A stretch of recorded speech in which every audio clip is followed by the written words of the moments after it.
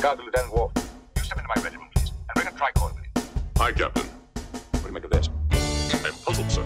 The only detectable bioelectrical symbols are your own. You did not know. I did not.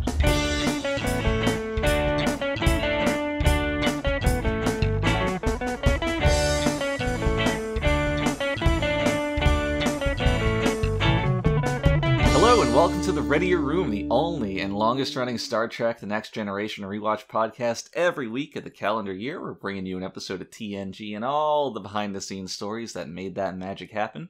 My name is Mitchell Mells, Chief Consultant Services at Paramount, and with me is my life partner, Brandon Hobbs, ex-Head of Resources Management. Brandon, how you doing today? Doing well. You got the line down for the first time. I always get it down the first time. What are you talking about? How you doing?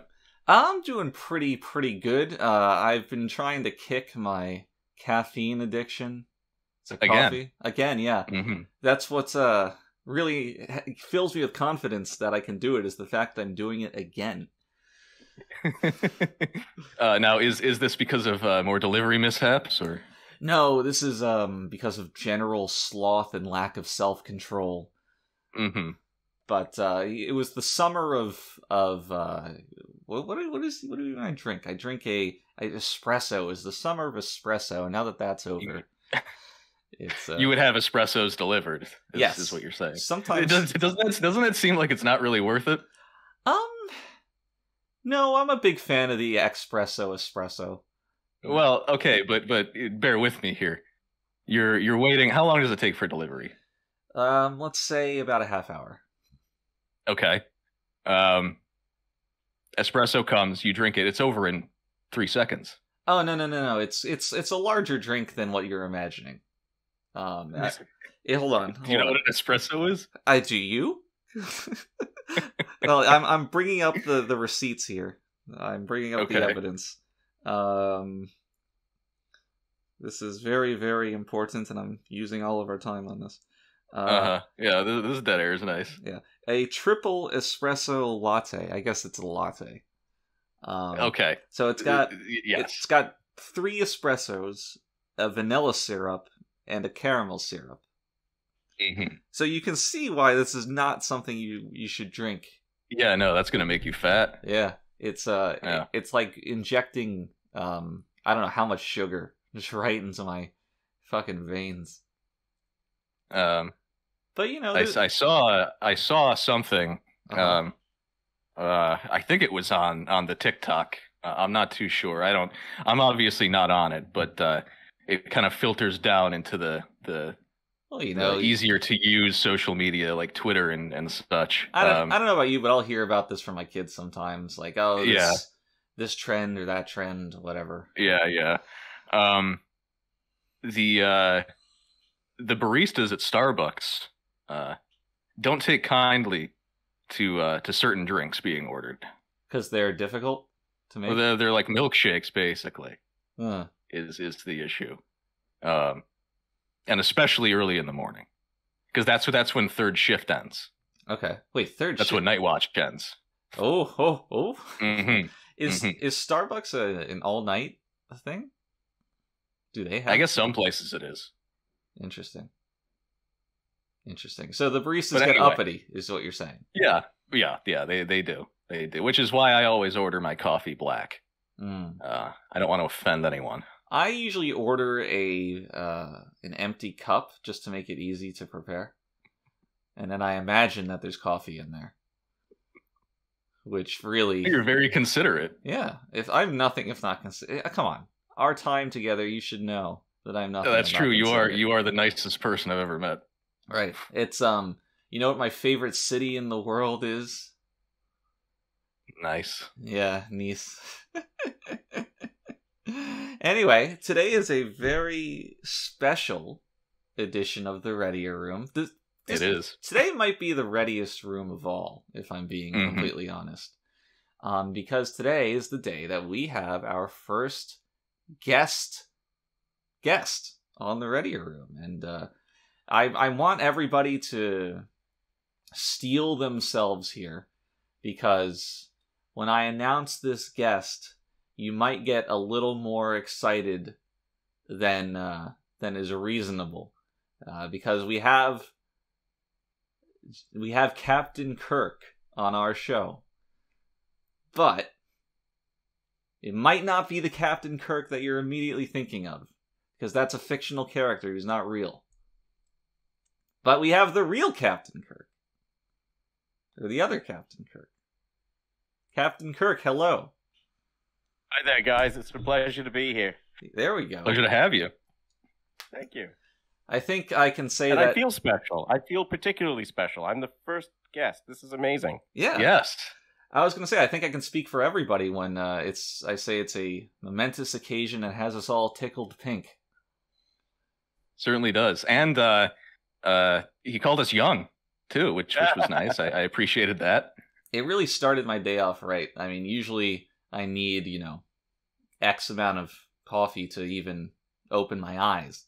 But now with a compliment paid to me, I'm going to be riding on that for forever. You're helping Mitch kick his addiction.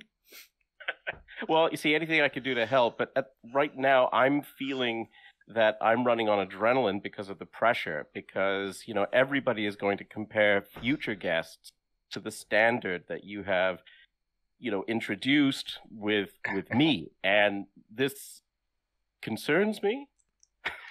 I think you're up to what? the task. I'm sure. Yeah, I'm sure you're probably going to be our best guest ever. Yeah, I have the feeling. And the adrenaline subsides. It's a rare opportunity, I think, because sure, other people will be compared to you in the future, but right now you're not being compared to anybody. And there's that. Yeah, you get to set the standard. Oh. So if you make it however you want. If you think a guest's place in the Readier Room is to be bombastic and in your face, then you can do that. And if you think a guest's place in the Readier Room is to be a little more supportive, you can do that. It's all up to you. You don't have to abide by anything.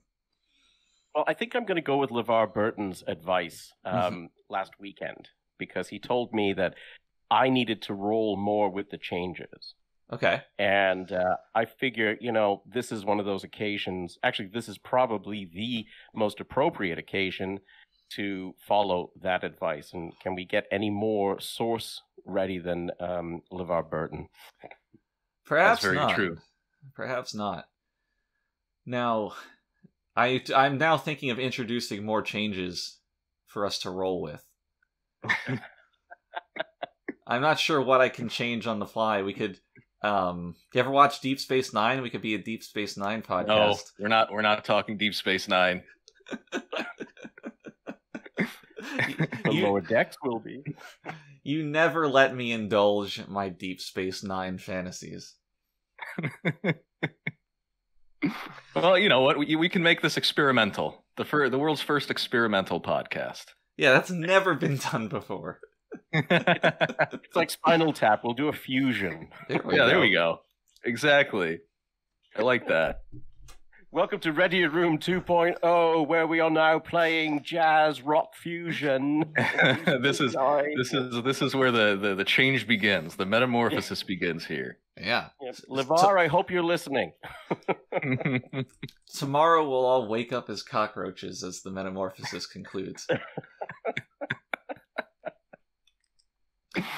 All right, so we have gathered here today on this conspicuous day to discuss an episode of Star Trek The Next Generation, which is a television show that aired many, many years ago. Too many years. Feeling old again, despite the compliment. And we all watched an episode in preparation. And luckily, we coordinated this. We all watched the same episode, which is perhaps our greatest strength of all. Our coordination. You'd be surprised. Sometimes that does not happen. Yes. You have a senior moment now and again. It all happens. But we watched Data's Day, which is a slightly alliterative title. And an episode I was looking forward to. Really? Yeah. I look forward to this on every rewatch. You're a big Data's Day it's fan? It's a good episode. Yeah, I think it's a good episode. Oh, Mitch doesn't like it. I'll give my piece on it really quick to start us off. No, I did not like it. I thought that, and I hadn't seen it in quite some time, but it feels like its tone is being pulled in a lot of different directions, and it simultaneously feels a little, and this is perhaps by design, but it feels a little, how do I put this? Mundane, like unnoteworthy. Well, yeah, sure. I mean, it's a day in the life of Data. It's supposed to be more slice of lifey, and if they had committed to that, I would have liked it a lot more. But this introduction of a Romulan plot and higher stakes and more typical Star Trek drama, I feel is at odds with what is the stated purpose of the episode. And well, yeah, sure. I think that was Rick who wanted some kind of conflict or a bigger conflict than what one might get in a sort of slice of life episode. So that was kind of just inserted in there, I suppose you might say. Yeah, I mean, there's always concerns about what is the audience going to latch onto this? Are they going to stick around for a whole episode of Data shenanigans?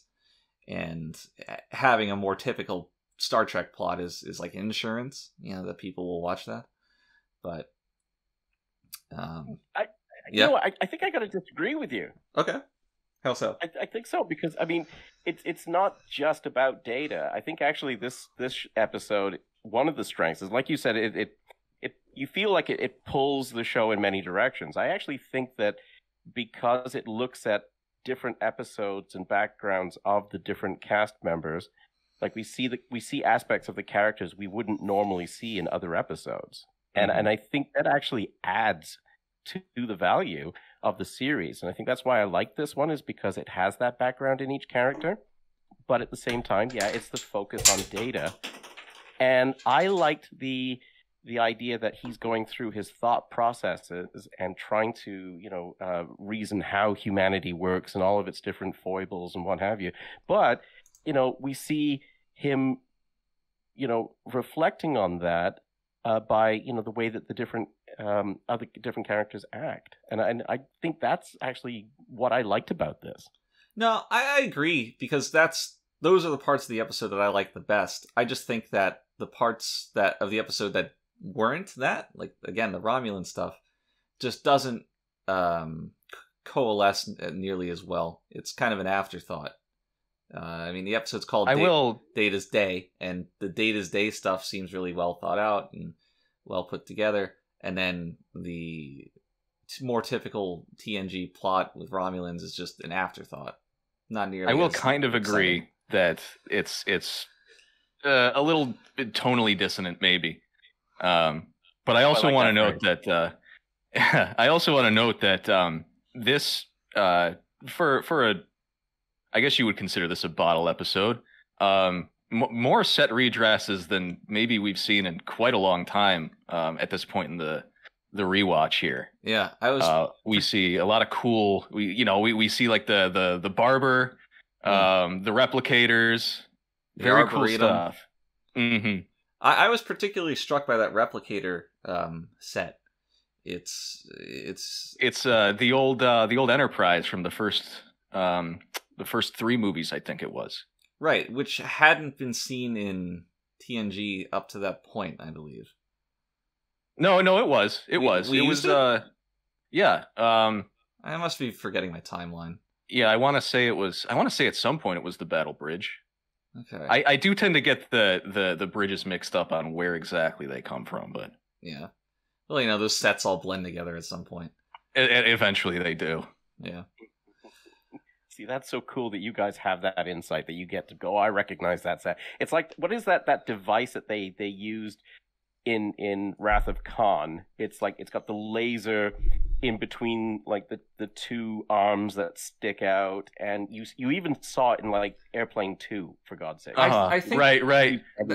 that shows up in a bunch of lab shots of different lab sets throughout the run. Yeah, I know what you're talking about. And it's I love that. I love that scenery. Or that particular piece of furniture. I think it's like I look for it now. Yeah, and it is very funny how these props kind of get pushed back and forth between different productions, and it is really fun to see. But I will say that often the fans are the ones that notice it before we do, because to us it's sort of background dressing. It was a job, it's really the fans who go out there and catalog this kind of stuff. So often I'll be the one learning this stuff for the first time from someone who watched the show 20 years after it aired, which I think is great too. It's interesting to talk to the prop masters about this kind of thing, because you never know when something that they bring in is they sourced from somewhere else, or it was created just for the production that you're currently working on. And especially working with the studio, the kind of things that they have lying around on the lot that are basically free grab bag for anyone who needs them is really numerous. But making notes about that. Talk to prop masters. Yeah, I mean, you'll find that the more distinct roles that you can speak with, the more that you'll learn, and you'll learn things that you didn't know that you didn't know. The knowledge that these people have is so specialized and unique that it's always worth chatting them up. Like, it's fun to talk to the stars, of course, because they're on camera and they're these bigger personalities, but far from the only people worth talking to. Yeah. And I really enjoy, just in terms of things that are accessible. You get the Blu-rays, and I know a few of them, a few episodes at least per season have audio commentary. Mike is on there a lot, talking effects and sets and all that stuff, which is really interesting. And I unfortunately haven't watched as many of those as I would like to, but when I get the idea to, it's always really interesting stuff that he shares with us. So for me, I don't want to get Mike going too much. He's always a chatterbox. that might just be my personal biases with him coming out. The people named Mike. Yeah, just in general. Actually, it's the serial numbers I like to look for, because it's always somebody's birthday or some significant date. Definitely. Oh, sure, yes. Yeah, and then he winds up explaining it.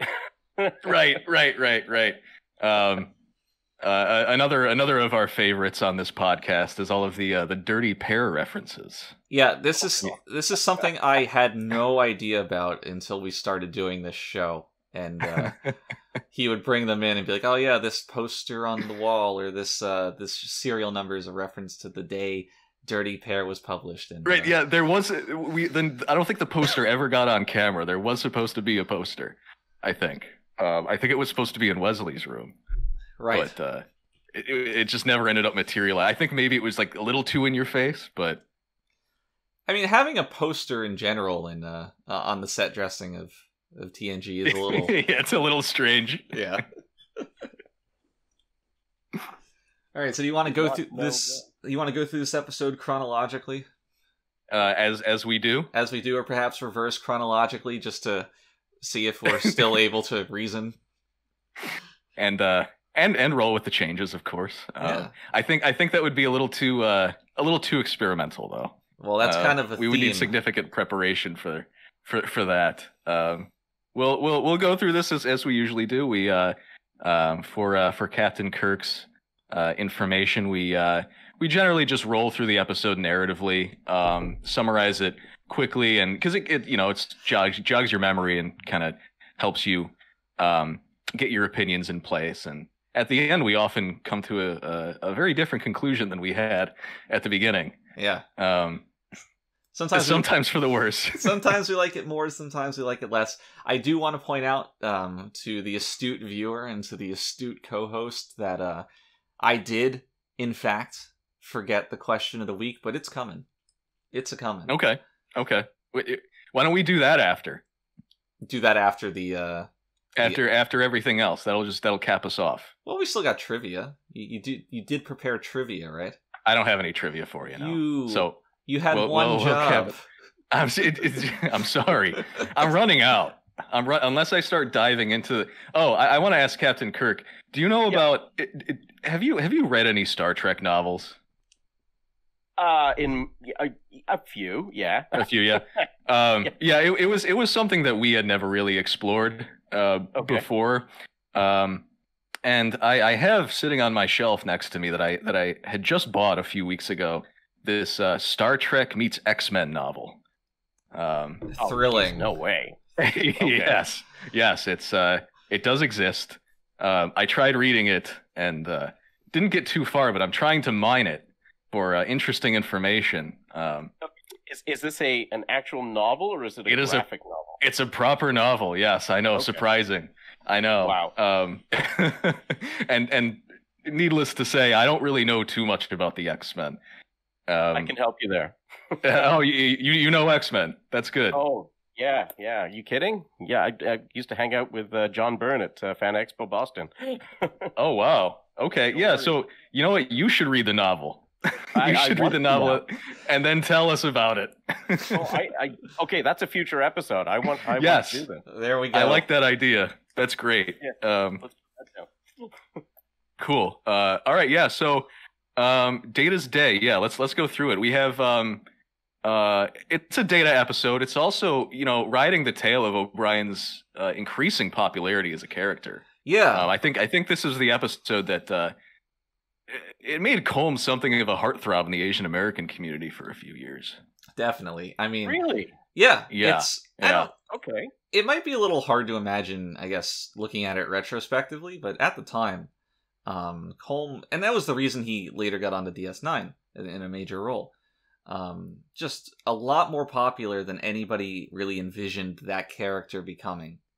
Right. It all started really with that episode. What's the name? The one where Data makes a daughter. Oh, The Offspring. The Offspring. Yes. That's it. LeVar, favorite episode. It's a good one.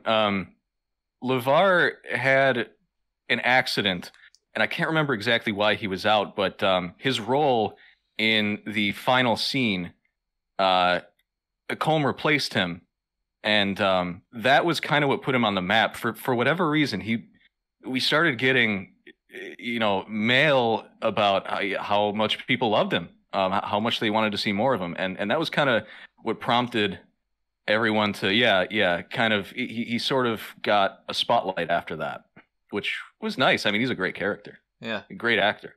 It's fun going back to the first episode and seeing him, where he's not really O'Brien yet. He's just some guy. And knowing that... Right. This minor role is really going to evolve. And especially as a DS9 fan. Yes. One of the rare DS9 fans in existence. But this is just another step of that evolution. Mm-hmm. And I really took particular note of when he gets really angry that his wedding's been canceled, of course. That's very, very typical O'Brien. The way that reaction panned out. So the character still has a long way to go, but it's clearly formed already, even this early into things. Yeah. Well, he's a Dubliner, isn't he? Yes. In both demeanor and appearance. Right. Yeah. So I mean, it's actually very true to the Dubliner way. I mean, they freak out, they get upset, and then they figure out what went wrong afterwards, and then they say sorry for it. So, yeah, which is a really nice addition to the TNG cast in particular. I know once we start getting into DS9 territory, the characters are all a little more bombastic, I guess you might say, or willing to, or the writers were willing to kind of put them in conflicting situations. But I would say three-dimensional. They're more three-dimensional. Okay, all right. Calm down. Well, TNG is a great show. This is Michael Pillar's season, isn't it? Like season 4? Yeah. Yeah. Yeah, where he said that he had a chance to really feel like he made an imprint on the series, if I remember correctly. Right, and he did. I mean, even with season 3, I think we were trending toward that too. Right, I think so. Yeah, and it's and I think there's so many great episodes in this season too that you do see those changes, and I think especially with Rick Berman and I think this is Brandon Braga's internship. For season 4. Yeah, you know what? You might be right about that. I always have trouble. As I say, it blends together, but yeah, you might be right about that. Yeah, so I think there's a lot of influences, and it's a great season. Mm-hmm. Yeah. What I like is that you can clearly see both behind and in front of the camera, the end result and the production, the evolution from season to season, not just in how the final product looks, but in how it was made. And when we went through our memories of season 2 or season 1, just a far cry from the way that episodes like this were being made. Mm-hmm. Thanks in no small part to the changes in showrunners and producers and all that. Yeah, and of course, the sets got incredibly more complex and frankly much better looking. Yeah. that was always an issue back in season 1, where we would have just these bizarre looking sets for outdoor sections of these planets, where it looked like community theater with the the flatly lit screen in the back. Right. And doesn't Jerry Taylor join as supervising producer? Oh, jeez. Well? Season 4. I'm searching the annals of my mind. I think because I'm remembering Jonathan Frakes saying, and this is like way back in 2016, but I think he said that when Jerry Taylor came on, she was like a den mother. That's definitely true. I'm just trying to work out really the timing. Took care of the cast. Yeah, she certainly did. The thing but as for when she came on, I'm not down. I can't remember either. The thing about Frakes, and you probably know this, is that Frakes has a memory like a hawk, like a steel trap. I love Frakes. Like if there's anybody I fanboy over, it's this guy. Oh, good. We can connect then. Yeah, because it's not just the charisma, but it's like you said, it's his memory. And the fact that he can pull up like an analogy or an incident to back up like a current situation at the moment, it's like you feel instantly comfortable because this is a guy who knows his shit, not just about the show, but about life in general. Sure. And when he wants to do something, he goes like full steam ahead. He's very dedicated to pretty much everything he does, everything he gets into. Yeah, I'm overwhelmed by this guy's, like, when I'm in his presence, it's just like, I resort to just like going, okay, whatever, okay, Mr. Frakes. If you ever want to surprise him and perhaps elicit a chuckle, my recommendation is to buy him an onion bagel. Thank you. Those, I remember a lot of things about John, but his propensity for those things is, chief among them. Legendary. I don't know about anymore, but back then, yes, it was always the onion bagel. We joke that those were the source of his powers. Although that joke might be a little more real than we intended. Onions are good for you. Are they?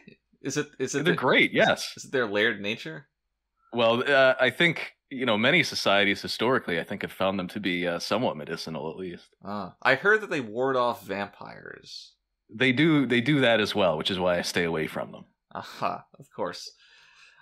So, Data's Day, which you might have forgotten is the episode that we're discussing, starts out with the titular Data, who is being relieved off of Night Watch, which already is like a cool little day in the life lore thing that I enjoyed. This is the first appearance of Night Watch. This is what we in the biz call a happy accident. It really came about because I think it was one of the lighting guys kind of just bumped a switch while we were in the middle of filming? Because before, the lighting varied on the bridge just sort of randomly, or as needed. This was the first time we really called attention to deliberately setting the light levels for Night Watch, and everyone figured it made perfect logical sense for humans to work third shift in the dark, I guess. Yeah, it's one of those things that falls apart the more you think about it, but insofar as just a quick creative moment of somebody accidentally hitting the light switch and it dimming the lights, and leave it in, we'll keep that. I will say that it led to the creation of what is perhaps my favorite YouTube video, which is a 10-something hour view of the bridge at night with beeping sounds in the background. That's the home. Yeah, I put that on while I sit in my chair and I know sleep. I know. Okay, I want that now. One thing I'll say about the Night Watch stuff, accidental or otherwise, is that it gives almost the feeling of a stage play. How the lights start dimmed and then they come on, and then at the very end they dim again at the conclusion of the action, which is vaguely artistic. Is how I'll describe it. Vaguely. But we start with voiceover from Data, who is communicating with Commander Maddox, I believe. Maddox, yep. Who is that's the name of the for longtime fans will know that's the name of the guy from Measure of a Man. But it's funny because this was not intentional. In fact, a lot of the voiceover stuff in and of itself was kind of an afterthought. The original vision for this episode, was that it would be, I don't want to say avant-garde, but maybe a little out there, where there would be a lot of, kind of like, I guess, the first Star Trek movie, or 2001. There'd be a lot of stretches of silence with just the sounds of humming, the ship humming, computers, the engine, whatever, as Data went about his day. But similar to the Romulan plot that was added, it was just a little too inaccessible for most viewers, so the expository narration was added. Now, as for the Maddox stuff, that was just one of the names that came out of the naming hat, which turned out to be the same name as Maddox from Measure of a Man, which... Again, oh, really? Yeah, which again, just a happy little coincidence. I never knew that. I thought it was 100% deliberate. Well, this is why it's kind of a don't ask, don't tell situation, right? If something is cool, then why ruin it by explaining it, which is kind of what I just did. Well, I hope fans will forgive me, but... Yeah, but you have fans that like to know how the sausage was made, so this is, somebody's going to geek out over this. Yeah, sure. Sometimes it's really cool and pretty how that sausage is made, and then other times it's a little disappointing depending on your perspective, but right. Either way, knowledge is power, and it's good to know. But I will continue pretending that it was always supposed to be the same Maddox. Me too. Yep. I am happy in that world. Yes. Well, I don't want to yuck anybody's yum. However you get the most enjoyment out of the show, I think is the best way to roll. We're not yum yuckers on the Readier Room. Certainly not. We're yum yummers. We're yum yummers. That's right. Yes, yummy that yum. Yes. So absolutely. Data, he alludes to a lot going on the Enterprise. This is kind of like a joke. He's like, all right, today we got a wedding, an ambassador, 2 chess tournaments, someone's giving birth, so a typical day. And there are how many people on the Enterprise?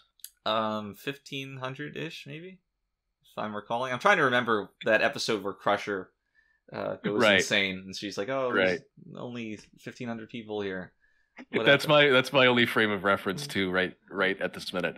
But anyway, yes, average day, 2 chess tournaments. I did find the 2 chess tournaments to be a little ridiculous. It's a bit of minutia that we didn't need to know. Yeah. But... Well, it's more more so the fact that there's 2 concurrent chess tournaments. How big is the Enterprise that you can't just consolidate them into 1 chess tournament? is my question. Well, because it's like East Side and West Side, right? Okay.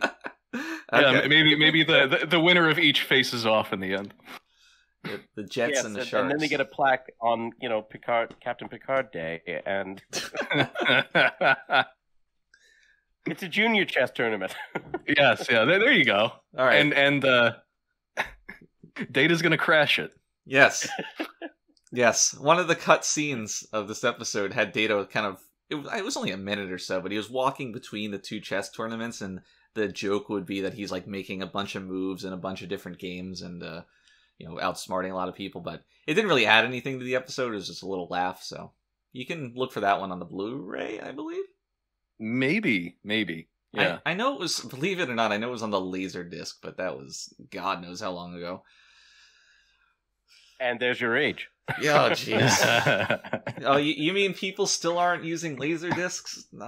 They were brand new. They just came out. I missed the Laserdisc, to be honest. Yeah, you really had to work to watch something, which really made it worth it made you feel good about it. Just hefty. No, they were nice and hefty. You would go and buy if you went to the store and bought a few Laserdiscs, you had to haul those home. They were rough. I distinctly remember there was a point where I didn't have a car, and I had gone and bought, and I can't even remember which ones they were, but they were some kind of special edition of some show. They were these big bulky things, and I bought 6 of them, I think. And I was with a friend. And so we both had 3 each, and we had to haul them back to my house, which was something like a 20-minute walk. And halfway through, we had to just sit down and take a break. It was just way too much. But the quality was nice. Your weight training for that day. It was, yes. Yeah. Now, but there was also a status symbol. Like, sure, absolutely. You had laser discs. Ooh, right. Even the name sounded intimidating, Yeah, absolutely. I mean, even when DVD came out, they were still, I think, better than, just in terms of quality, weren't they? I remember exactly one time I saw somebody who had a Laserdisc player that would change the disc automatically. Yes. And those things were huge. Yeah. You can imagine the Holy Grail. You can imagine how big that machine would have to be given the size of the Laserdisc. Mm. Jesus Christ. And that guy, that's the same guy that had the big stereo inside of the glass case. And stereos in general are another thing that's kind of being phased out. Yeah. Yeah. A stereo wall. Yeah, exactly. Yes. You had a giant cabinet, and it was like you walked in and you had to bow to give obeisance to the technological god that the room was devoted to. It was like, right. You flick all one that analog switch and all the lights come on. It had a certain comfort to it. I do miss it, but if only. Well, you it was evidence of your stereo power. Right. You can't go back. You can go out and buy an analog record player, but you're not going to convince the multitudes that you're not insane. So well, it's coming back with the kids now, or it has been for a few years. Are they? Are they doing this? Yeah. You go to the store, you can buy them now. Those, all that, even cassette tapes, which I find ridiculous. Well, that's unreal. What about mini discs? I don't think mini discs have made a comeback. How about as long as we don't have a renaissance of zip drives and right. I love the zip drive. I don't know why, but I love the zip drive. I have very, very fond memories of the zip drive of all things. Well, while we're on this topic, video CDs, how about those? Oh God, I don't think I've ever used one of those.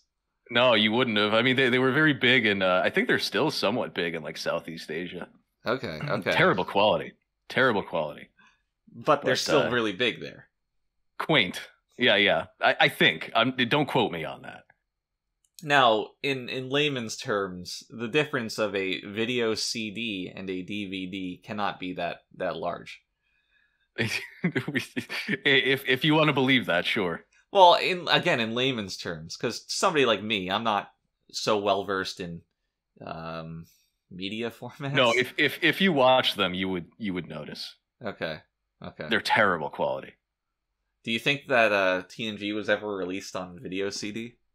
I honestly wouldn't be too surprised. Yes, yeah. Maybe Japan, actually, because video CD was big in Japan, actually, for a while.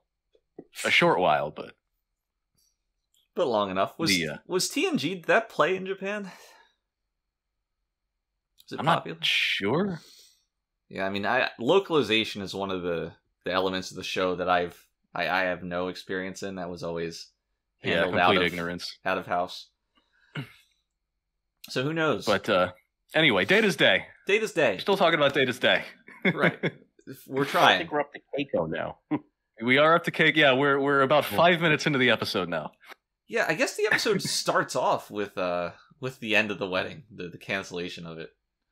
Right, and we get a very interesting costume from Rosalind here. Yes. we got. I do have to note that I think I remember hearing we got a lot of mail from representatives of several Japan America societies that those chopsticks in her hair they were placed in such a way that it would ostensibly invoke 3 years bad luck.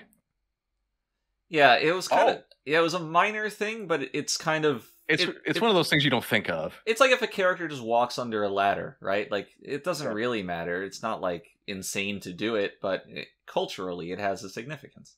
Right, and Rosalind obviously isn't Japanese herself, so would not have been privy to the cultural faux pas that that we were committing here. See, this is actually my only. Actually, there's two things about the wedding that stood out when I first saw them. First of all, this is the only criticism I have pretty much about the episode, is that I really didn't buy Keiko not going, like, getting cold feet. Sure. Because there's no reason for her to get cold feet throughout the episode. It's just basically she's just upset she doesn't want to get married. That's a good point. I remember watching this as a teenager thinking, is that what happens? Like, does that happen in weddings? That the bride decides, no, I'm not going to get married? And I think it actually affected me.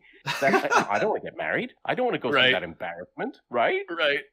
So, like, as a teenager, I'm thinking to myself, shit, like, marriage, it doesn't look good from the start.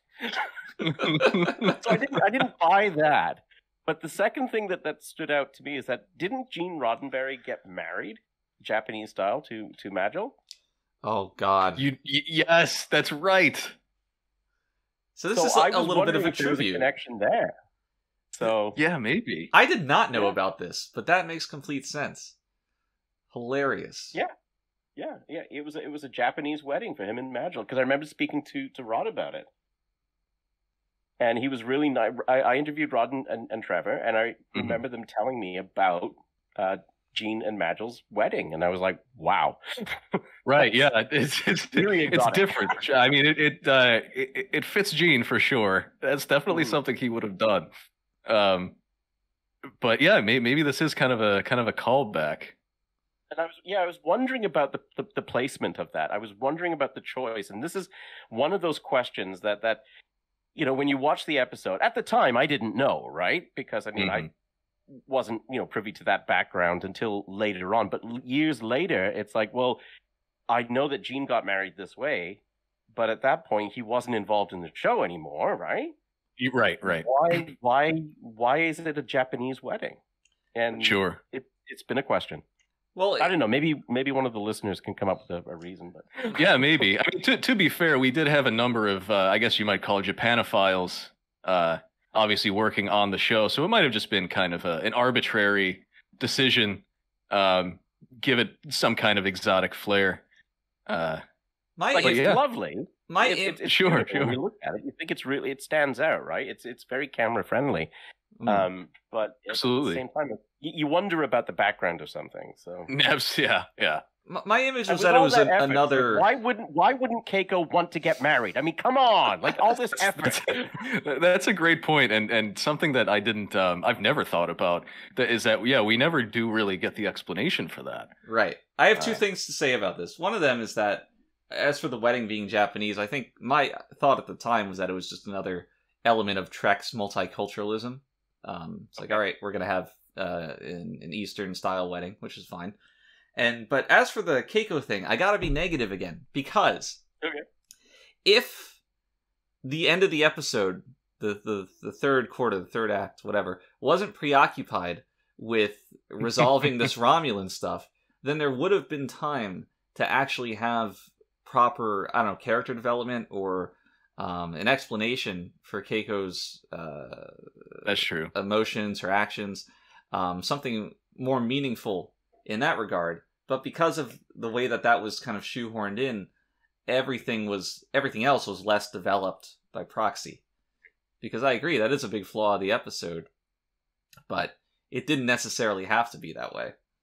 That's a fair point. And I guess the thought was that, whatever could be bothering Keiko probably wouldn't be interesting to the general audience, given the backdrop of the episode and generally what's going on, which is kind of slice of life again. Yeah, but but there is.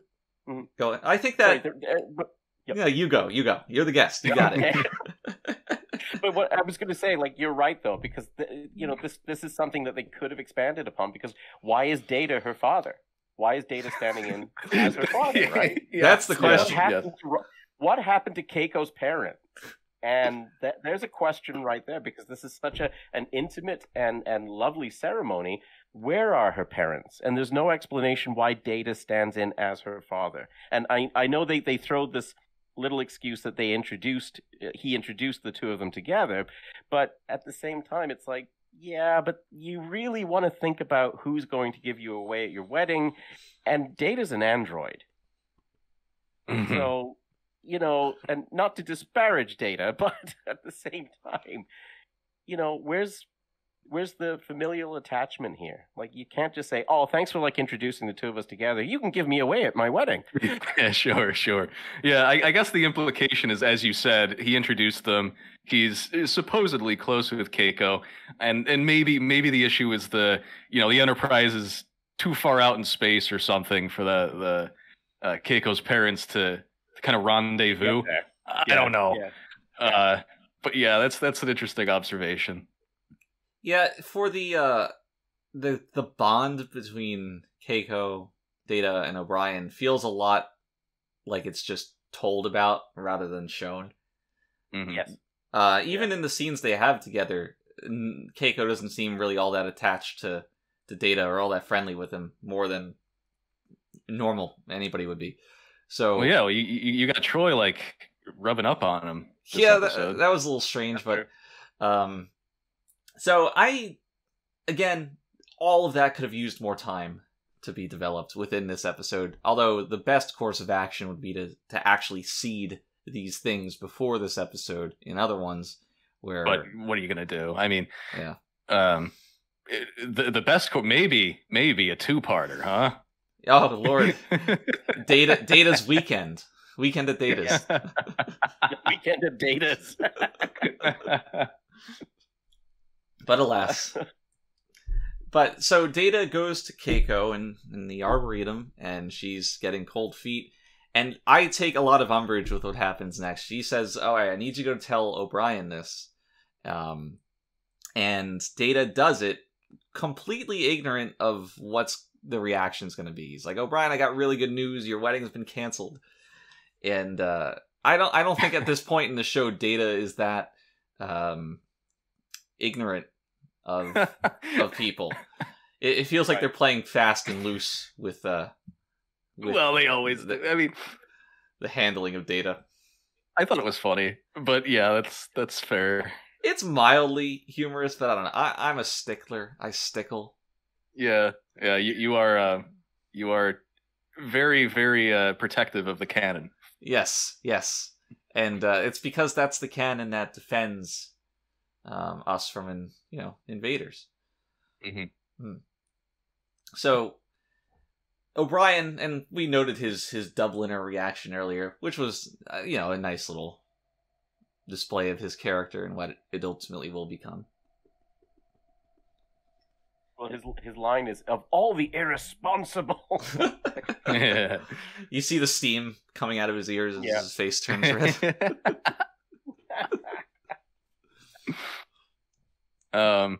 So yeah, then we got abrupt switch over to the ambassador, right? Yes. And I don't know if much needs to be said. We can probably wrap up the ambassador plot line pretty quickly here because it's kind of an afterthought. But to preface that, I really actually do like the opening scene where you see the Enterprise next to the ambassador class.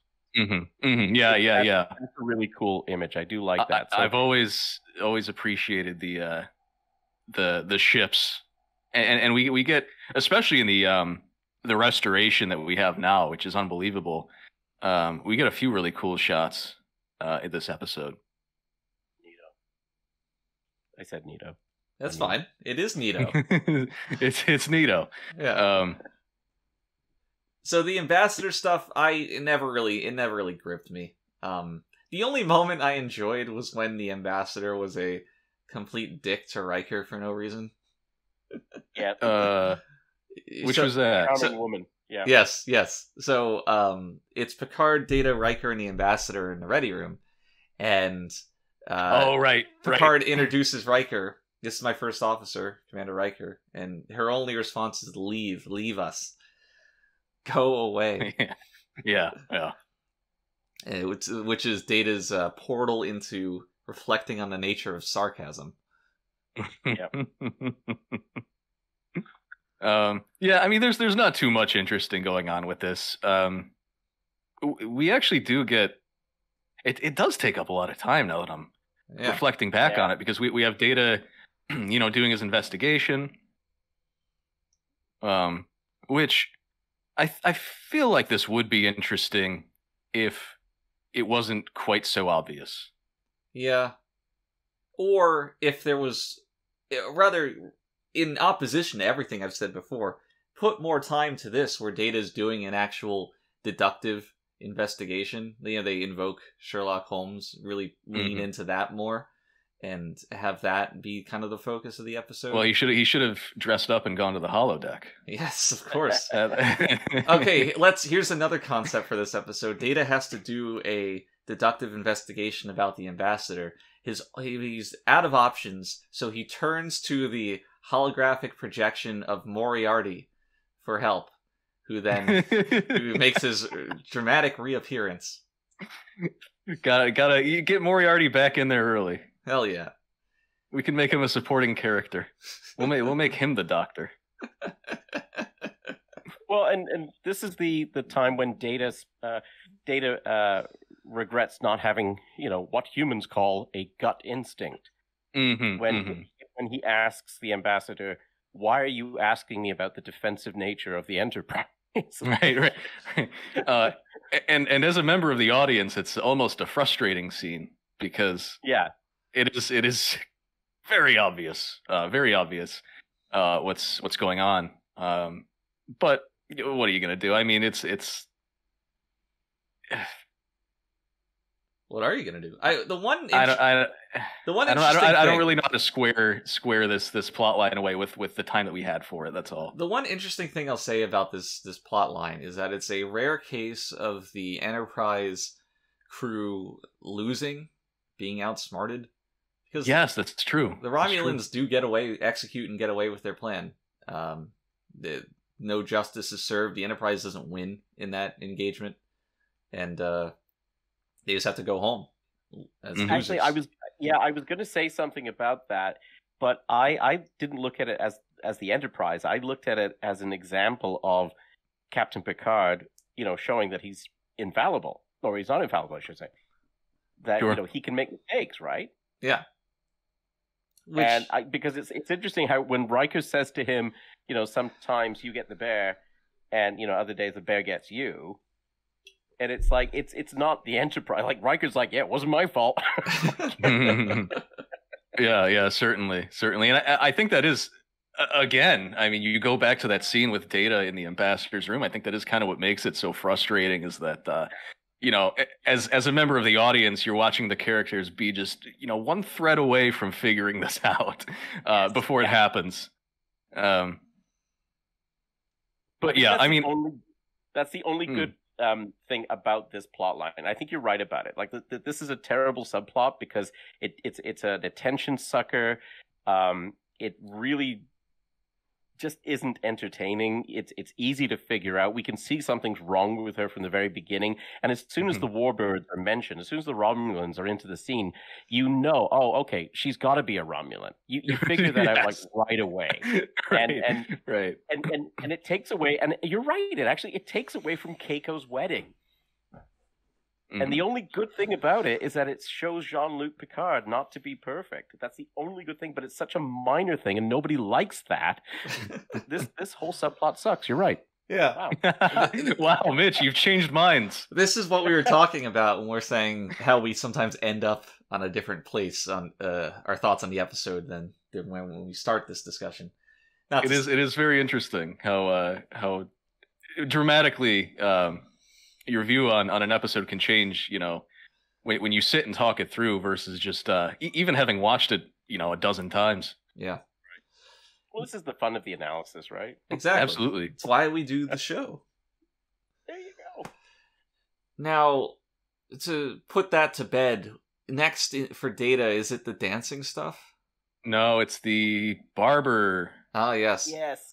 Now he's going to talk about Geordie's lunkhead. It's yes, the lunkhead bit. Yes, the lunkhead. Yes, this was one of my favorite memories on set. So, Brent Spiner, lovely comedian, lovely guy, really, and that was quite a long day of shooting. And he chose that scene, or rather us filming it, as a time to put some levity into our day.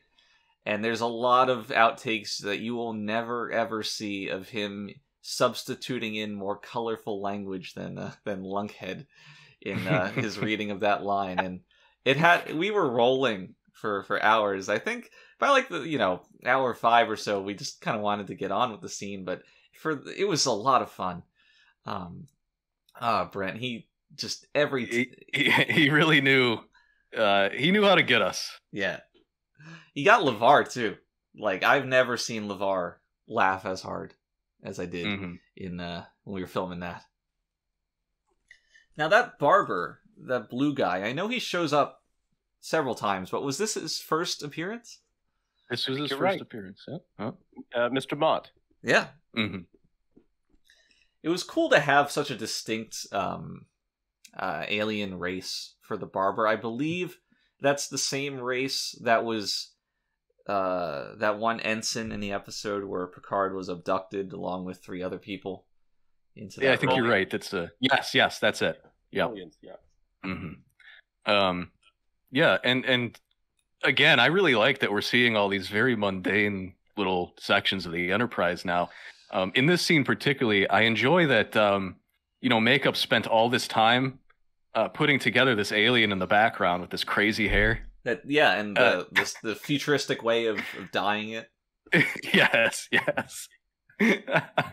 And all that effort spent just for like a little background shot, which is appreciated, I think, when you see it in the final result. Well, a lot of the times an alien is introduced in the background, a new alien, it's kind of like a test run for the camera readiness of this race. Is it something we should use in the future? Is it something that's more trouble than it's worth? How does the end result look? And we never see this race again, if I recall. So that one must not have been, that juice must not have been worth the squeeze for Makeup. Because it is pretty elaborate. It is. It's very elaborate. Yeah, the fold and everything. Yeah, it's. But the effort was worth it because that character stands out in our minds and has shown up in various iterations of Trek afterwards. Oh, really? After TNG? Yep. You see the Bolian in Deep Space Nine. You see the Bolian in the blue guy. Yeah. And actually, you see him in Lower Decks. So they even incorporate that into other versions of Trek. So it's it's become an iconic character. Yeah. There's also the alien that's in the barber's chair in the background, which is with the hair. Yeah, which is its own distinct design, which is one I don't think has showed up again, unless I'm misremembering. Yeah. But and I love the tool that the barber is using, which changes the color of the hair, and it's like 3 times. And it's interesting how Data pauses to look at that, and it's kind of cool to see what it was like. Whatever tool that is, so much technology for such a simple. Like, I mean, you just dye the damn stuff. Very, very bizarre little prop there too. I don't really remember what that was made out of, but yeah, definitely it catches your eye. I think it was a refashioned hair straightener. I mean, it's got that long cylindrical appearance. Vaguely cylindrical. Vaguely. I mean, I haven't needed a hair straightener in far too long. Sadly. Good old days. All right, so where are we? I do want to note that we get a scene with Data's cat for the first time. Spot. A lot of firsts this episode. Yeah, Spot. Yes. And he orders... Supplement 72. Yes, exactly. Thank you. I'm wondering how deep this goes. How many cat supplements there are? Not just cat, but what else is, can I order food for my lizard? Okay, here's something. Can the replicator replicate life? So if I have a lizard and it eats flies, can it replicate that? Or can it only replicate a dead fly? Now, it can clearly replicate meat, right? The characters are shown, yes, eating things that used to be alive. So it can replicate organic matter. Can it replicate life? This is a disturbing question we've never really touched upon. We're piercing the envelope here. Beyond the pale. Well, the transporter does. It does, yes. So yeah, maybe you can just make that's terrifying. The implications of that are just so maybe awful. The replicator is like a lesser grade of transporter that's restricted to only doing unliving material, but for the transporter there has to be like a higher degree of protocol. Right, that's true. You're remanufacturing, living creatures. Mm-hmm. And we do have to note that it is remanufacturing, of course. And also, you have like proper, really experienced engineers, like teams of engineers working on these transporters. So, I guess it stands to reason that they would be a little bit more complex in their function. But so ultimately, if you wanted live food, you'd have to transport it. Yeah. Ultimately, I guess this is a question that we should just pretend we didn't ask. It's for our own sanity, the listeners' sanity, everyone. I could just see the emails coming in now about essays on preservation of life, and I would be more than happy to read those. Here, folks, you heard it here, folks. This is what you do. You send in emails now. Yes, here's the topic. Yes. Just is the ad nauseum, please. Just give us. We'll read them. It'll be perfect. Yeah. All right. So yeah. Then O'Brien comes in, asks Data to talk to Keiko. Right. In perhaps the most awkward scene of all time. I liked it, but a line that tickled me. Is when Data asked, would Counselor Troy not be a more appropriate choice? And I laughed because no, she wouldn't. If anything, if the previous episodes are anything to go by, no, not really. But I like this scene. One of our favorite running, it's not quite a joke, just running observations on the Readier Room is that Counselor Troy is not all that great at her job. She's not written particularly well. It's mostly a very obvious tense situation, and then Troy will say, "I feel tension."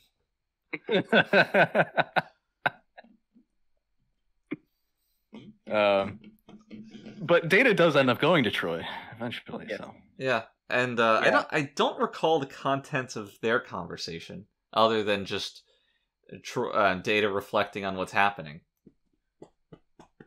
Is this the first time that she wears that sort of skirt outfit? I want to say no, but yeah, I think I've seen it before.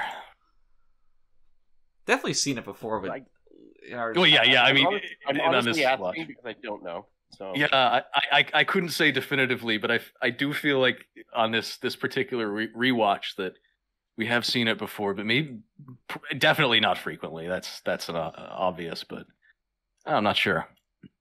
She's been having quite a few outfit changes this season, I think, which is nice, I guess. All of them more interesting than the last. You remember the hair they had her in the first season? Oh God, with that crazy weird scarab ornament stuck in there. Yeah. Glad that was killed early. Yes.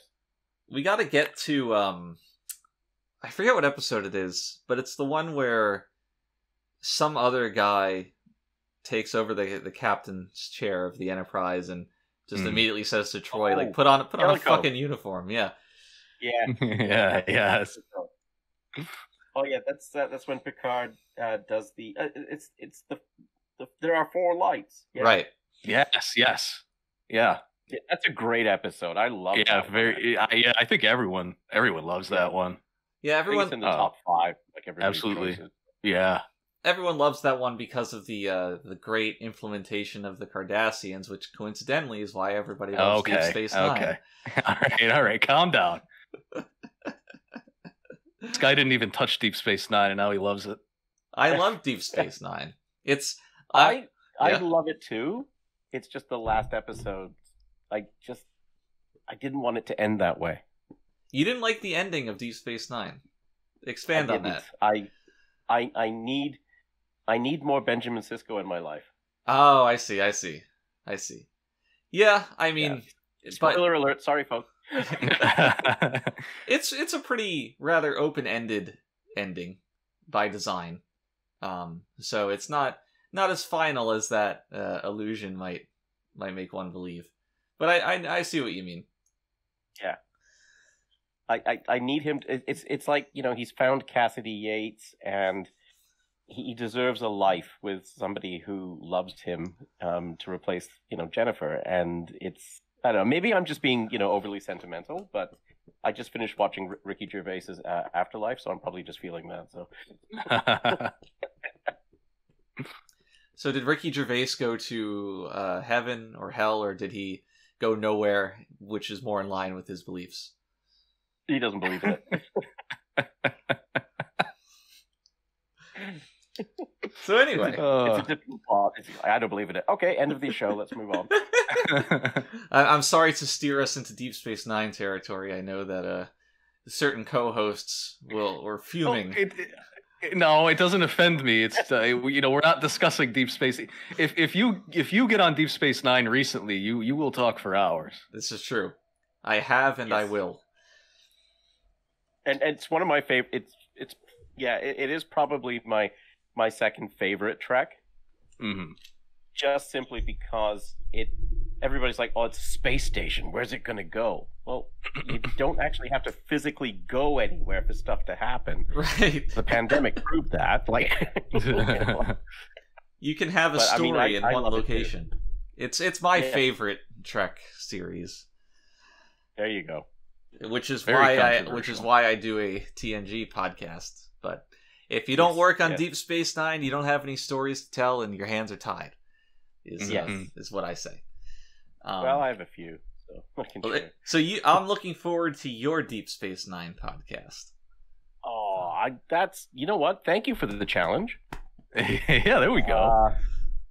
I just have to, take a break from some of the other things that I'm doing in my life, I guess, and do something like that. But that is the great. I would love to do that. Well, we all got. The IDW Comics is actually bringing back Benjamin Sisko. Really?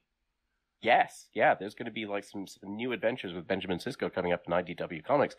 And if there's anything I do like Star Trek comics.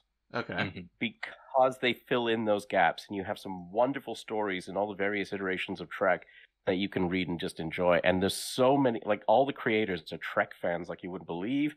And John Van Citters at Paramount CBS, he's got his finger in the pie there as well. And so there's a lot of near canonical, Trek influences into the story creations of the comics. And they're really great. Like, they're fantastic stuff. It is nice that, none of this ever has to really end. Yes. We can just keep... And that's what I love about the novels, too, right? Like, the novels fill in those gaps as well. And we get, we used to get, so much information about our characters, our favorite characters. Like, we didn't know that Uhura's name was Nyota until, what was it called? What was that novel? Tears of the Singers. Mm-hmm. Mm-hmm. And, there's some fantastic information that's been filled in. Like, we found out about Sulu's daughter through the novels, and then they incorporated that into the general storylines. So, there's a lot of stuff that comes out of those. Sure. Yeah, and, thanks to the internet, now we have, basically a full encyclopedia on this stuff. Yeah, you can, and that's the great thing about Memory Alpha, right? Like, it even takes in that non-official information that you can go and correlate and cross-reference. Mm-hmm. So I'm just happy that we can... Don't get me started about J.J. Abrams. we can keep living with these characters and these stories forever, really. Yes. Yes. Certainly until we die, Mitch. Yes. Well, you live like I do. Matters, you drink as many lattes as I do, and that death's coming sooner rather than later. All right, where were we? Where were we in this episode? Data's Day. Data's Day. Is he dancing yet? We can talk about the dancing, I guess. I mean, he talks to Troy. We get a few scenes of him going back and forth. He goes to Keiko, he goes to Troy. He's trying to figure out how to kind of navigate the situation. I did have one thing about the O'Brien scene, though. If I can just go back a bit. Yeah, no problem. Like I told you guys, I got a chance to talk with Brent Spiner last weekend on stage. Oh, yes. Right. Yeah, and so I did specifically ask him about Data's Day, and one of the things that he did say about, revealing Data's quarters, he had a problem with was, why did Data have a bed? Mm-hmm. Mm-hmm. Like, why was there a bed in the quarters? And that scene where he invites O'Brien in and says, one of the ways that I've realized to make, to communicate emotionally with my crewmates is to make sure they're comfortable. So that's why he focuses so much on, would you like a seat? Would you like a cushion? Would you like to recline? Right. So one of the things I said was, well, maybe he has a bed there in case he has a sleepover. Yeah, to me, it's not so jarring that Data would have a bed. His goal is not necessarily just to function logically; it's to emulate humanity. And a normal human's room would have a bed, so Data, in his quest to emulate humanity, his would too. And that, I don't know, that makes sense. That's a fair point. Yeah. And then with the choreography, he said, well, Gates choreographed that whole dance sequence. Yes. Yeah. And he made a really interesting line. He said, to quote, Gates is a real choreographer, and she will tell you this. yes, that's very true. Gates had a hand in a lot of different aspects of production.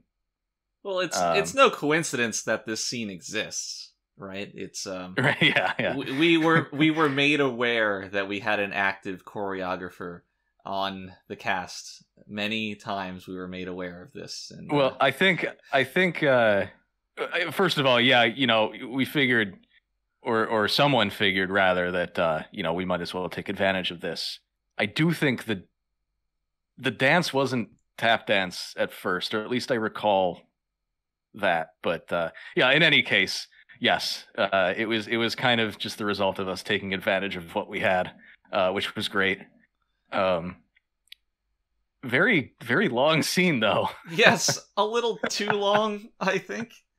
I think that the distinction between the slow dance and the tap dance didn't really need to be there. Like, you can just have them tap dancing for a bit. All right, Data's learned to dance, and anything beyond that, I assume, was covered in the lesson.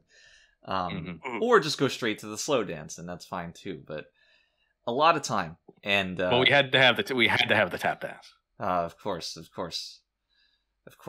I think it was fine, but yeah, just shave a couple minutes off of it.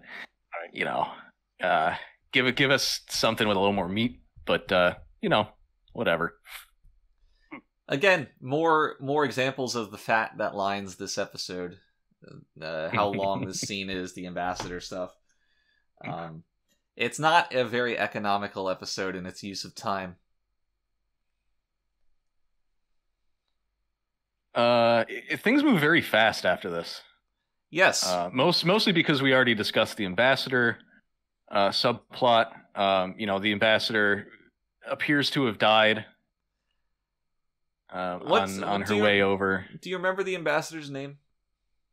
Oh, it was like T'Pel. It's either T'Pel. Yes. I for some reason I think there's another character in another episode named Patel, and this character is T'Pel, and that really threw me. Maybe they're siblings. That would be confusing. Patel. Time for dinner. Yeah. I want to note that we do have a fish in the tank in the ready room. We're always big fans of Fish Watch. Fish Watch, we have a fish. Geez. And then, I don't know if anything really terribly... The wedding? Well, yes, that's what I was going to say. I don't know if anything terribly interesting happens until we get to the wedding. We go back to the Arboretum. Yeah, and Keiko's just fine now. Keiko's fine now. Miraculously. Yeah. That's I'm going to be thinking about this every time I watch this episode now. You know what? Here's the crazy thing about this, and if you want to apply this to like a life principle, basically, folks, what Star Trek is telling you about marriages is leave it alone, and it'll sort itself out. Which sometimes it does. Maybe that is a lesson to learn. I don't know. The wedding advice, right? Just leave it the fuck alone. I might be coming around on this now with that, looking through that lens. That's not too bad. That's great. But yeah. Then we get to the wedding, which the set dressing is great here. Love it. Love the costumes. I want to say the filming on this was moved up at least a day, maybe two. You know, despite the complexity of putting it together. Just because I don't know if he was joking or not, but Colm wouldn't stop asking when he'd get to kiss Rosalind. Okay, that's interesting because one of the things that Brent said is that he felt that they really should have been married in real life. Yeah. You know what? Maybe it wasn't. Maybe there really was like a connection there. But I don't know. We moved it up just because he was kind of harping on it. I don't know. Maybe it was a joke. I don't know. Right. But I don't want to put words in anyone's mouth. The end result is that we filmed it a little earlier. To me, that felt better just because with how complex the set was. If anything needed to be redone, we'd have time to do it. Luckily, we didn't have to, of course. It was all good. But, you know, the more elaborate scenes and shots, I'm a fan of getting them out of the way earlier rather than later. Leave the last day for reshoots of, you know, Riker sitting down in a chair because we messed that shot up. Whatever it needs to be done. But, yeah, this wedding scene is... very, very striking. The costumes, of course. I mean, of course, you know, Keiko's wedding dress, but I really like the formal uniforms that the Enterprise crew wears. Yeah, those are always a pleasure to see when they pop up because they are pretty rare. And I think they look great. In fact, they're the best formal. I remember the TOS formal outfits and thinking, right. You know, when you see the TNG formal outfits, they stand out. They really do look they have a military bearing to them, and this whole scene, you're right, it just looks, it's a change of tone, and it really looks fantastic. Like it's a beautiful scene. Yeah, I do have to reiterate for probably the third time, but for being a bottle episode, we really see some great sets. That's the thing, though. I don't know if you can classify this as a bottle episode with all the redress. It is. With all the redress sets. Hold on, I'm not done yet. Okay, all right. The attention that's gone into the costumes, the alien makeup, it's not as simple to put together as a typical bottle episode. It's not as simple. You're right. Though. No, I gotta go with Brandon on this one, because it's like I said earlier in the beginning. Like there's so many character insights, and those insights actually turn into like expansions into different plots and storylines later on in not just TNG but other iterations of Trek. So I think you're right. It's not a bottle episode. It has a lot of implications later on. So especially like Riker, we get to see Riker's like womanizing. Yeah, that too. When we love that. He's chatting up the security officer at the, which by the way is a trivia. I have a trivia question for you guys. Oh my god, this is perfect. Yes. So there is an actress who is in another science fiction series in this episode. Who is the actress? Oh no. Oh Jesus, I'm terrible with non-regular actors' names in this show.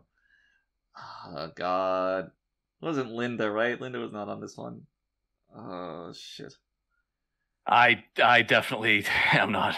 I'm not sure. So when do we do the reveal? When you can make fools of us now, and Oh no, I don't do that. We'll kick ourselves for not getting it immediately, I'm sure. So speaking of the womanizing, so the security officer that Riker is chatting up is Patricia Tallman. God damn it. From Babylon 5. God damn it. Oh my god, yes, okay. Yeah, I Babylon 5, I never really got into personally. But wow, okay. I've never gotten into it, but I've seen enough of it that I'm ashamed right now. But yeah, she's that's the Psi officer. Yeah. In I think she joined in the 3rd season. Mm-hmm. What was her name? Lita Hall, was that right? No, I'd have to look that up, but it's Patricia Tallman, yeah. Like, who's a very striking actress. I mean, who's had a very interesting career. She's been a stunt woman, but you might see her at Star Trek Las Vegas because she was in that episode. There's a lot of people that are just oddly Trek alumni that you just wouldn't really expect or know or remember, just because of the nature of the part that they played. But yeah, Trek is pretty far-reaching in how many people have been involved with it. I'm a big fan of the TNG to Seinfeld pipeline. Yes, an oddly populated group. It's true that. Yep. Well, anybody who was anybody in the 90s was on Seinfeld, and I would say the same thing about Trek. We did get a lot of surprisingly fairly big names. Yeah. Well, especially in the 4th season. Like, I mean, you had Stephen Hawking. Big guy. I don't think Stephen Hawking was ever on Seinfeld, though. No, okay, but yeah, but I'm. Although that would have been introduced, that would have been really that would be a clever introduction. It's like, what do you mean you don't know? I don't know. Just thinking about this is vexing. Did they ever do a bit on Seinfeld where one of the guys dates a woman that's in a wheelchair, and maybe they didn't know that? Like, they meet and she's sitting down, and then he shows up for the date, she's in a wheelchair. God, that feels like a Seinfeld bit. I'm not sure. There was that. That would have been a George episode. There was that one Curb bit where Larry had a woman who was in a wheelchair. He had her saved in his phone as Wendy Wheelchair. Yes. And of course, everyone finds out. Oh Lord. Oh Lord. Hey, this is a little bit of Brent Spiner trivia. Did you know that Brent Spiner has his own curb flavored show on YouTube? No. I forget the name of it, but it's on his YouTube I forget channel. too. It's old. He didn't do too much with it, but there are a few episodes up there. If the next, I kind of want to look it up, but the next time you run into him, might be a good thing to ask about. Let me look up the name. Because we certainly haven't had the chance. Yeah. Where is this? Brent Spiner. What is the name? Oh, Omelet? No. What is Brent Spiner's YouTube channel? It should just be Brent Spiner. I'm ashamed to say that I'm not subscribed to it. I do not know this, and I'm embarrassed myself. Yeah, Brent Spiner's too famous for his own good. When I search his name, all that comes up are other people's videos about him rather than his channel. Well, yes. we'll have to find it and we'll send it to you because it's certainly interesting. He has LeVar shows up. I think other TNG actors do too at some point. Oh crap! I just came up in your search. Yes. Somebody. It's called TDC, the Disability Channel, and Keeping It Real with Nick showcasing Brent Spiner, and there's a picture of him and me on stage. There you go. Hey. I have to look at this now. You've officially made it. Yes, I'm on the Disability Channel. I don't know if I should qualify for that, but I mean, it's nice to be loved. Well, we're all disabled in our own ways. Oh yeah. But mine. Well, some of us are that's another episode. We're just too handsome. That's my disability. Mm-hmm. Yeah. No. All right, where are we at here? I think we've kind of we've done everything with this episode. I think, yeah. So, all that's left is the reveal.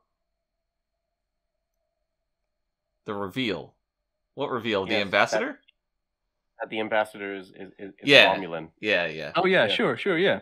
That when they get ambushed by the second warbird that shows up. And it's like, yeah, you lost, guys. You screwed up. Sucks to suck. Mm-hmm. Which, yeah, again, is a decent conclusion. It's kind of refreshing to see once in a while. Yeah. Yeah, because it's all about Data, right? So, I mean, we see Data succeed, and that's all we need to see. Sorry, Jean-Luc, it's not all about you. It is always nice to see Picard humanized. Yeah, I think so, yeah. Which happens, once or twice a season, I guess, which is all you really need. Which is why it's funny when Brent was talking about, he basically said that the whole cast, liked to get into trouble and liked to, play pranks and what have you. And and then there was that one scene or that one bit where Tasha dies, and of course Patrick starts, roaming around the hills singing, the hills are alive, with the sound of music. Yes. And apparently after that moment, he was a lot more fun. He was a lot more sillier. And I think, it's good to see him relax a bit, not just as an actor, but, it's as a character. It's Absolutely. nice to see Picard lose, a little bit, so...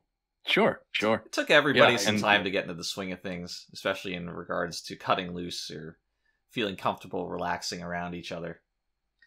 But later on, when Deep Space Nine had begun its filming, Brent, Patrick Stewart, and John, I believe, went to the set and did vaudeville comedy for the crew of Deep Space Nine to alleviate their long shoot. And wow. That's the kind of thing that in year one never would have happened. Not until everybody kind of grew a bit closer and more comfortable with each other. Yeah, and we also not just the cast, but the crew, everyone. We started to really learn how to make the kind of episodes that we really wanted. See, I love that insight that you guys have about this. I mean, we can, as a fan, right? And as a journalist, I love to hear stories, and I love to research and read about this stuff and find out the insides. But you guys, you actually, but it's one thing for me to say, I read that by season 4, everybody was starting to have a better, more relaxed time and enjoy themselves more. But you guys actually got a chance to live that. And I mean, that's ultimate. For anybody who loves this series, anybody that loves Star Trek, the chance that you had to be a part of that and to see it happen is, it's amazing to us. So I think, the fact that you got to do that is something that we should, we should celebrate more on this, on your cast, to be honest with you. Sure. I mean, I appreciate that as well as, a fan of other properties and other long running series that, obviously I had no hand in. Yeah, it's definitely a very specific kind of feeling to wish you were there, or appreciate the stories of people who were there. And that goes for basically every production that's ever been made. There's always very interesting things happening behind the scenes. Exactly. And they'll say that you don't know what you got until it's gone. Obviously, when we're working there that day, those days, we're not doing it with the mindset of like, oh my God, this is a historic moment that we're a part of. It only really comes to that kind of context after the fact, and when it's especially early on. Yeah, especially early on, we thought it would be one and done for the most part. Not last years. Right, and jobs like ours, where you're not in front of the camera, you don't even know how long you're going to be involved with a project. It could go on, but your part there might not, and it makes it difficult to really take it with the gravity that it deserves. Again, until after it's already finished. Right, and I think from my perspective, and speaking for the fans probably who are listening, we appreciate that. And I think that's the draw, that you have this personal insight, you have this connection. You know about the onion bagels. I mean, right. That's a detail that we'll never get. But now, because of your podcast, you've made that available to us, and thank you. Like, it's great. Yeah, well, we appreciate that we can deliver anything to the people who really loved this show. It's a nice feeling, and not one that we considered we would ever be able to feel. In much the same way that Mitch says that you don't know what you have until maybe a decade after the fact. We still didn't really quite know until we kind of got our hands into it retrospectively. Yeah. So it's a very cool experience from both sides of the fence. And I think, and obviously, that, when you're interviewing the actors, I'm sure they absolutely love to tell these stories, just because of the kind of the joy that it spreads, So it's tough sometimes to get it out of them because they're so worried about, this was funny for me, but it may not be funny for sure. Yes. Right? Yeah. Sometimes you tell an anecdote and it just drops. Yes. It's flat. Yes, absolutely. But that is one thing about fans of these long running series, is that they're hungry for, and I know this as a fan of other things, you're hungry for every scrap of information you can get. Oh yeah. So that kind of takes the pressure off. Well, but what I like about your podcast though is that you bring in stuff that people don't know about. Yeah. We do have a very specific kind of place in the production of this series, and not one that's very sexy. Right. we're not going to be the ones that kind of represent the show. So we did figure that into, when we said, why don't we start talking about this? We did think that, most people probably haven't heard this stuff just because it's not, frankly, a lot of the times it's not interesting, objectively speaking. But I know that there are people who will find it great, so that was kind of our mission statement. But I mean, the thing is, though, is that we're not speaking objectively here. We're speaking exactly.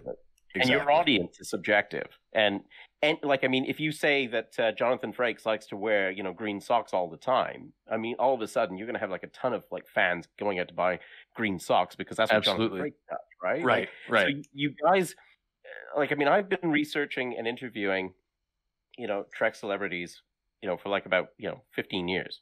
Mm-hmm. And I love listening to your podcast because there's always something that I didn't know was there. And I think that's the value. It's so cool because you have so much information, so much behind the scenes stuff. And this is the stuff that your subjective audience is going to listen and just eat up. So I really enjoy listening to you guys. Well, it's hard to do. Really appreciate that. We do, but it's hard to do an interview with somebody who is, so their time is so in demand, and you get down to interview them, and you say, Jonathan Frakes, what kind of bagel do you like? Right? It's never gonna come up. Yeah, absolutely. Yeah, that's a good point. It's not something that I think any actor would be even prepared to be asked, and they would probably think it's a bit or something. So yeah. Well, and the next time I see him, I'm going to have a bagel in hand now. So. Absolutely. Oh my God, you will get quite the reaction. Trust me. I don't think anyone's done that, at least from the fan side. So it's going to be great. While we're here, is there anything you want to plug? Anything coming up for you that you're up to? Well, right now I'm writing a series of articles for Den of Geek. Okay. About Star Trek Lower Decks. I was really lucky to have a chance to talk with Mike McMahon, the creator, and about Trek influences and non-Trek influences. And I've just written the first 2 articles are on denofgeek.com. And anybody, my nickname is Captain Kirk, but I'm John Kirk. Funny story about that. I will tell you about it if you like. But sure, of course. That's the next thing that's coming up. And I also happen to write for Star Wars Insider in the UK. Okay. And I'll be writing a couple of pieces about Giancarlo Esposito and Katie Sackhoff in their roles in Star Wars. But Star Trek is my first love.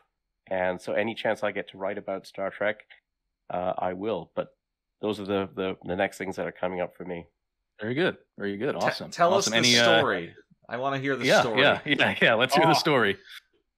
So my name is John Kenneth Kirk, and I was named after my Welsh grandfather on my dad's side, who was a war hero, and he served 1939 to 1945 in 2 services. He was in the Grenadiers in Britain, and he also served in the Merchant Marine. So he served in 3 theaters of operation and did the whole, 39 to 45, and survived and came home. However, my mother, who is Scottish, also had a war hero father and grandfather. And they were members of the Black Watch, the 42nd Highlanders. And that's an elite Scottish regiment. And they served with distinction as well. And so when I came into the scene, the name was either going to be John Kenneth Kirk after one war hero, or it was going to be James T. Kirk. Oh, wow.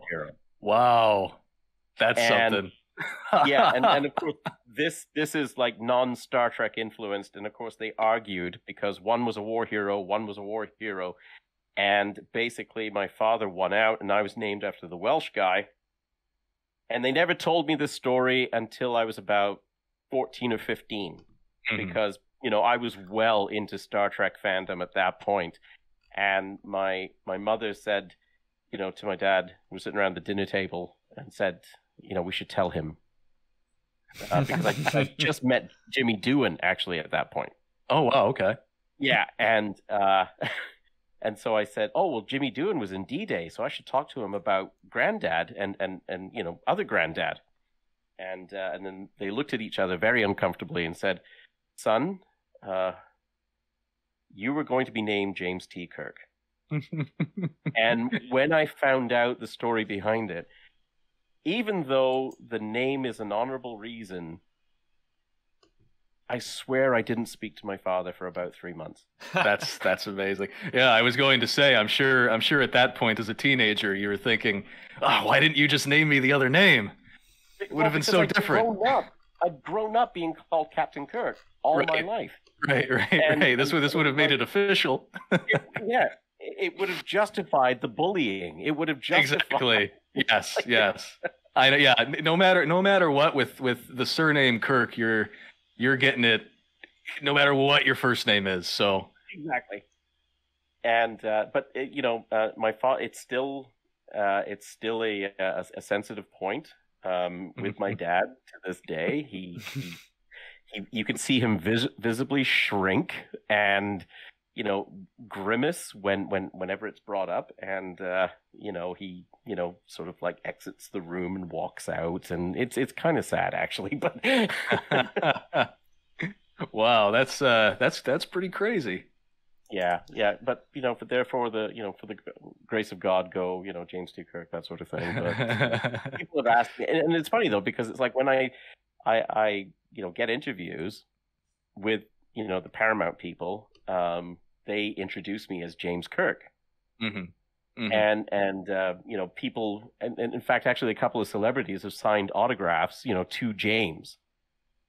I have an autograph picture. Yeah, I have an autographed picture from Ricardo Montalban. There you go. And it says, to Jim, best wishes from your amigo, Ricardo Montalban. Very nice. So, Mark Altman calls me James Kirk. Yeah, I mean, I guess in this sphere, it's hard to divorce the surname from the character, so it gets all jumbled up. Course, but I don't mind. I mean, it's like who would? That's right? The way it should have been. That's okay. Certainly. So, where can people find you on social media and such? Well, I'm on Twitter, CapJKKirk, and on where else am I? I write for a few websites, popmythology.com. I've written for trekcore.com. I write for Den of Geek and originalsin.ca, which is original-cin. That's a movie review site. And I write for Back Issue Magazine and Star Wars Insider. Quite the fleshed out portfolio. Thank you. I love what I do. It's a particular type of niche journalism, but it's rewarding. I love it, and it gets me to interview Star Trek celebrities at San Diego and Fan Expo Toronto, which is where I just recently interviewed LeVar Burton and Brent Spiner last weekend. It's a great chance to celebrate fandom, and I'm just really happy to do it. Awesome. So one of the things that we do to cap off each episode is that we give it a rating, of course, and we rate it out of 5 saucer seps. So I gotta ask, and I'll start with Brandon here. Brandon, how many saucer seps would you give this episode? I'd give it a solid 4, I think. 4 saucer seps? Are you insane? Yes. We've already talked about this. It's very good. We have lots of interesting sets. The only knock on it, well, not the only one, but the biggest knock is of course that little subplot. But I don't think it takes away from the sort of all the background stuff going on that makes this episode a joy to watch. All right. Well, I have to agree. I would go with a 4 as well. Mm-hmm. Simply because I love the interaction of all the other characters. It's not just a day in the life of Data, but it's also sneak peeks into the life and day of the other characters. Yep. And yet the Romulan subplot that, could be a little bit more useful. But overall, it's a very satisfying episode, and I remember, watching it and enjoying it and feeling, I got something out of Data, so 4 seems good to me. I'm going to be a little lower than you guys. If I could give a percentage, it would be, not percentage, like a fractional point, it'd be like 2.75, but I'm not gonna. I'll trend upwards and just give it a 3 to please the committee here. Negative Nancy over here. I didn't like it all that much, and and that will live on in infamy. That rating. I'm sure it will. It's I think a controversial opinion. The hottest take on the Readier Room ever seen. Well, all right. I hope then that I didn't disappoint, and I not at all. Not at all. This was great. Yeah, I had fun. I hope the ensigns listening at home had fun. I guess, you know what? To hell with the ensigns. We'll do a question of the week next week. They can live with it. Okay. Yeah. Sure. Yeah. Fine. It wasn't interesting this week anyway. Yeah. No, it was not a very good question, but they tried. Anyway, before we finish, I of course have to plug our sponsors: Denny's, home of the Moons Over Miami and the Grand Slam, and also Pep Boys, home of the 15-minute oil change. If you say the term Readier at either of these fine establishments, you'll get 15% off your order or purchase. That's going to be it for this week. Until next time, till we next meet again, I bid you and yours a pleasant and eternally happy stay readier. The troublesome little man-child.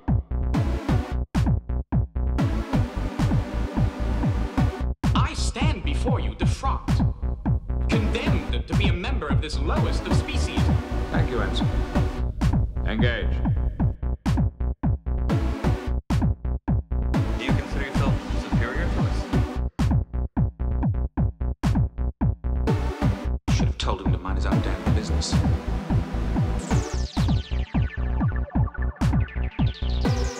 But I stroked the beard thusly. Do I not appear more intellectual? Computer, freeze program. Have you never dreamed of climbing inside the bottle?